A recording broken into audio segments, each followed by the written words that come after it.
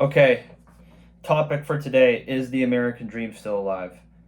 Some would say yes, some would say no. I, of course, think that it is.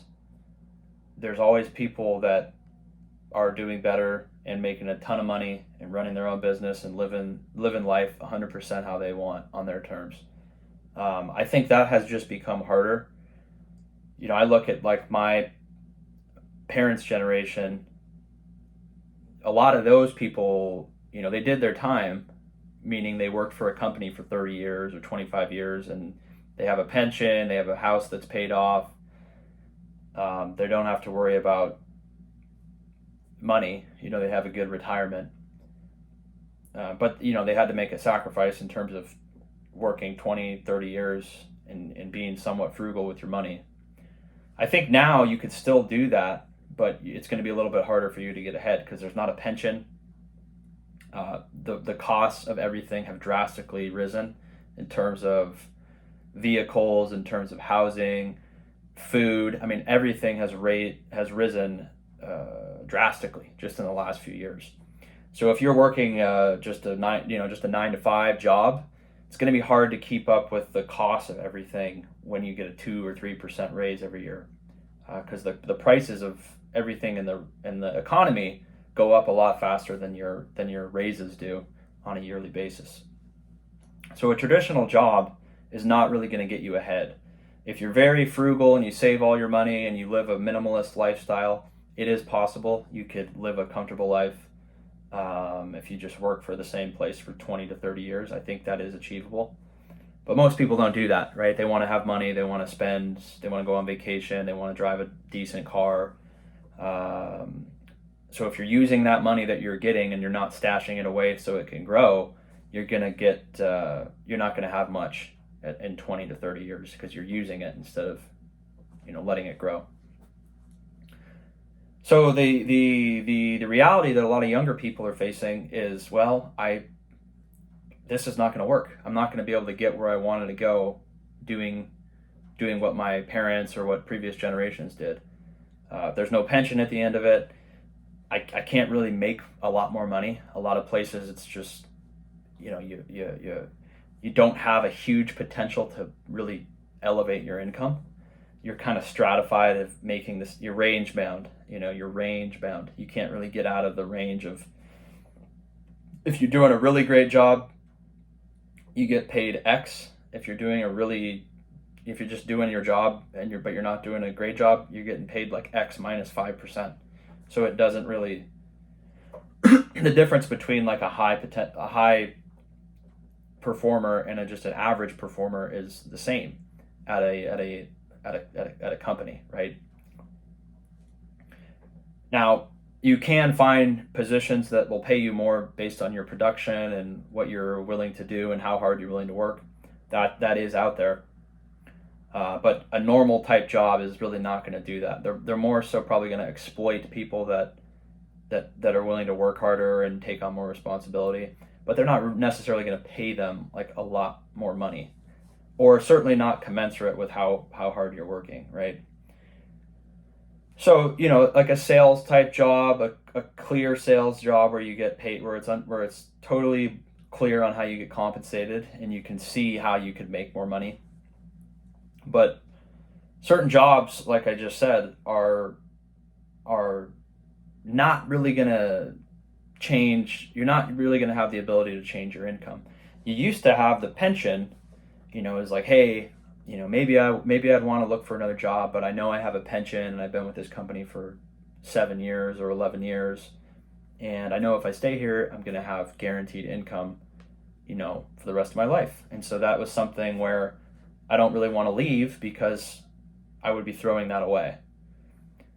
Now that the pension's gone, anyone under the age of 50 or even a little bit older, the pension was never even on the table. So what do we really have to look forward to, right? We're not getting anything. If we work for a company for 40 years, they don't care. The moment you stop working, you're off the payroll. So why should I have loyalty to a place that's only going to pay me 2% more every year? Every year that I stay, theoretically, I'm making less money, right? Because the price of groceries, the price of housing, the price of vehicles has gone up 7% or 10% or 15%. And my salary has gone up 2% every year. So I'm actually getting poorer. And that's the rub with the situation now is younger people are realizing I can't do this. I'm never going to have enough money. I'm never going to have enough resources if I stay in this traditional model. Like my parents maybe did this and it worked for them. But I have to think outside the box here because I have no ability to control what the prices are of things in the economy. I can only control what I'm doing with my time. And if I'm exchanging my time for money at a company that is only going to pay me 2% more a year, I'm never going to have enough money to buy a house. I'm never going to have enough money to start a family, to feel comfortable, to buy maybe the vehicle that I want, to go on a vacation. You know, people are delaying a lot of those decisions because they're realizing I barely have enough money to really even live my own life, let alone any unexpected expense. You're talking about health insurance. You're talking about, you know, starting a family. Maybe one of the partners doesn't work for a time. So you're going to have one of the parties is going to have to be making a lot of money. And if you're just making a modest income, you know, to rent a place, the average rent in America is $2,000 now. That's burned at the end. You know, that's not equity. You're just burning $2,000 a month. You know, talk about food, car insurance, card payment, utilities, gas, electric, you know, garbage, internet, your cell phone. You know, you're looking at $3,000 to $4,000 a month just to exist. That's not money that you're putting into a 401k. That's not money that you're putting into an investment account. That's not money that you're putting into any sort of retirement vehicle. That's just money that you have to pay so that you're not homeless. And when that eats up half of your income, or very close to half of your income, and in some cases more than half of your income, the situation's pretty bleak. It's like, man, if I just save all my money, I only have $20,000 at the end of the year if I don't do anything. You know, after taxes and all the expenses, maybe I have $20,000 that I can. That's kind of my slush money, right? Because even if you make $100,000, say you make $100,000 a year, after tax, you're really only getting about 70. So you have what is that? $5,500 a month, something like that. If your expenses are $3,000 a month after everything, you know, your rent, car payment, insurance, all the stuff that you have to spend money on, food, clothing, maybe you go on one vacation. Let's just say it's $3,000 a month. Again, you don't have to go on vacation, but maybe that only saves you $200 a month. So it doesn't really change much. But $3,000 a month, so $36,000, and then you make 70. So 70 minus 36 is, what is that, 34? A lot of people don't make 100,000. Maybe they make 80, maybe they make 70. So you can see how even if you don't screw up at the end of every year, maybe you have $20 to $30,000 that most people can save if they live a minimalist type lifestyle. And again, you might be able to save an extra $10,000 if you live with a roommate or if you live with two roommates. And so best case scenario is like $40,000, $30,000 to $40,000, I would think, for someone that makes close to 100,000. So you know, if you do that for a number of years, you could save up a decent amount of money, but it's still not much when you consider that a house is like, you know, where I live, a house is like $1 million. You know, and it's not really even a nice house. It's kind of just what you would consider to be a normal house. It's like $1 million. So it's kind of like, whoa, how am I ever going to afford that? You know, the mortgage payment is twice what your take-home salary is. So it doesn't work. It's like I either need to make more money or something's got to change. And I think a lot of people, it's like, hey, there's always going to be people that can afford stuff. There's always going to be a small percentage of people who are rich, who are running their own business, who have some, you know, I don't know. They have money. They have lots of money and they're not concerned about it. But if you're just a normal person making $50 an hour, which is pretty good, Well, actually, it's really not that good if you consider what things cost, the real cost of everything. It's never going to work. You're never going to have enough money to afford what the prices are of these assets. And that's the difference. It's the haves and the have-nots. There's people that have assets that really don't have to work because they generate money off of the assets that they own or the stocks that they have or the retirement accounts that they have. They get passive income through that. And then there's people that have to work, so they have no time. They have to pay money, real money, just to live somewhere. And then they can never really stash money away to get in the asset class because the price of assets is just running away from you. Every day it's running away. It goes up and up and up and up. And your income is just stagnant. So you're actually just being priced out every single day. You can't afford a house.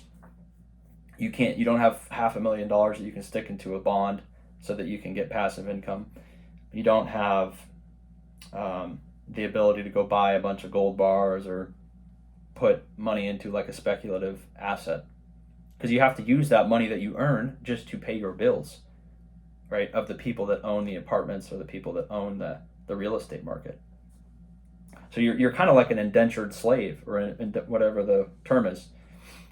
You're working just to finance the lifestyle of the people that are flying around in corporate jets and that are owning apartment buildings and that are retired at the age of 38, and used financial engineering, to get mortgage rates at 0%. And, they don't really have to do much anymore. They have passive income. So let me know what you guys think. That's most people aren't smart enough to figure that out, or they don't understand going into debt, buying like an apartment building or getting involved in real estate. It's just too much for them to comprehend. So they end up just they end up working their whole life and trading their time for money. And, they're never going to have enough money to afford the prices of these inflated assets. And we all know that you're not really that rich if you don't have assets. You have to have real estate, stocks, bonds, precious metals, something that is an asset. If you just hold your money and if you just have dollars, dollars consistently get inflated. So the real purchasing power, the real value that you're going to have essentially will go to zero if you give it enough time, because there's always more money, flushing into the system, and there's a fixed amount of assets, or there's a smaller number of assets. So there's always more dollars chasing fewer assets. So if you don't own assets, you're always going to be behind. So American Dream, I think it is alive. It's just not traditionally the same thing anymore. You have to think outside of the box to get ahead. You're going to be penalized if you stay at the same company. You're going to make less money on a real purchasing power adjusted basis, and you're going to be probably disappointed because you're never really going to get to where you want to go, like maybe your parents did. At the end of 30 years, no pension. You probably have enough money to live, somewhat comfortably, but you're not really going to have enough money to probably do all the things that you want or that your parents did. And that's a lot of the measure of am I living better than my parents' generation? For a long time, that was true. And some could argue that the quality of life has gone up a lot. I mean, everyone basically has a place to live. They have access to the internet. They have modern plumbing, hot showers. That's a lot better than it was probably 100 years ago, right? But in terms of having enough resources to do all the things that you want, you might not. Or you might not be able to have a family, might not be able to have multiple kids or even a kid, because it was just not something that was ever comfortable, and you never did it. People used to do that a lot earlier. My grandma had kids when she was like 20. She had 7 kids. My parents had 3 kids. I have 2 siblings. We're all in our 30s. We have 0 kids between all of us. So that just tells you how things have kind of changed. I don't think that's uncommon. I think there's way less people having kids for the right reasons. They probably don't feel comfortable. They don't have a house. They don't have enough. they don't feel like have enough money to financially support the kid or kids, plural. So the rational decision is I'm not going to have kids because I don't want to put stress on myself. I don't know if I'm going to be able to pay for everything, associated with having a kid, the childcare costs, the additional time it's going to take out of my life that I'll have to, put towards taking care of the child. People just used to do it back then. They didn't even think about it. They just, they still do it now, but back then, I mean, it was somewhat common to have kids when you were 20 years old or 18, 19, and that was the first of many. And somehow they just made it work. I'm not sure how, because if you did it now, I don't know what you would do. I mean, you can't have like 6 kids living in an apartment. Maybe you can, I don't know, but I just think that for that reason, people aren't doing it, which is good. That's the logical thing. If I don't have enough money or if I don't have enough resources, I probably shouldn't have a kid. That's the rational thing. So let me know what you guys think. Kind of just ranting there, but as always, appreciate it. Have a good one. See you on the next one.